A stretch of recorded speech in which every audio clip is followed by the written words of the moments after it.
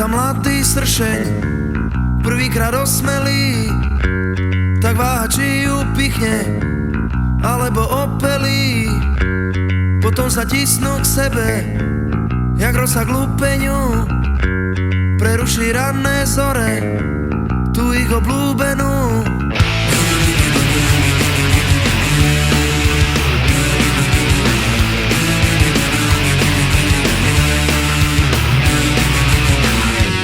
Vždy keď sa mladý chlapec vyťahne pred druhým, tak ide priamo na vec, susedom zakurím.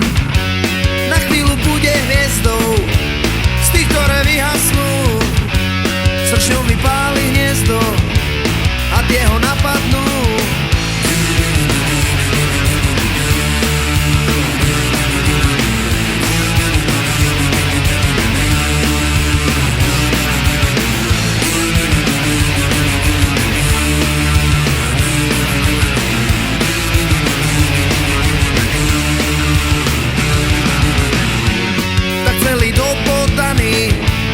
Domov sa doplazí a okom opuchnutým pozerá cez slzy.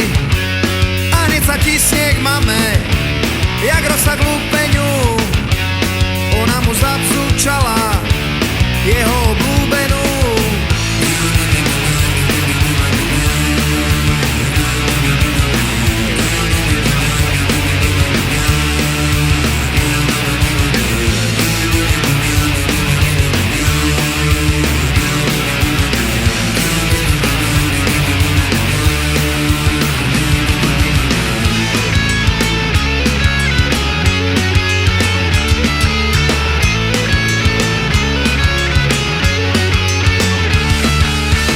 Človek napadnutý sršňom bodavým tarabulu z drátu automaticky začína rozhadzovať rukami a backendom forehandom odráža sršne bodavé tarabulu z drátu na všetky strany, pričom odrazené sršne vrážajú do okolitých stromov a silnými nárazmi sú usmrtené. Tie, čo nevrazia do stromu, prežijú s dolámanými nohami a krídlami a v mnohých prípadoch sa do hniezda už nikdy nevrátia. Zranený sršeň bodavý tarabulu z drátu, z ktorý sa dostane späť do hniezda, sa musí postaviť do radu, pretože sršne majú iba jednu kráľovnu a zranených sršňov do hniezda denne prilieta veľmi veľa. Ak sa chce nechať poľutovať svojou mamou, jeho šance sú mizivé. Preto ho poľutujme aspoň my. Môj.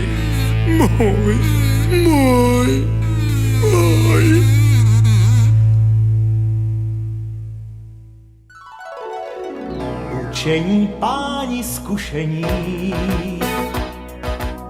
já rád bych k vám teď podotknul.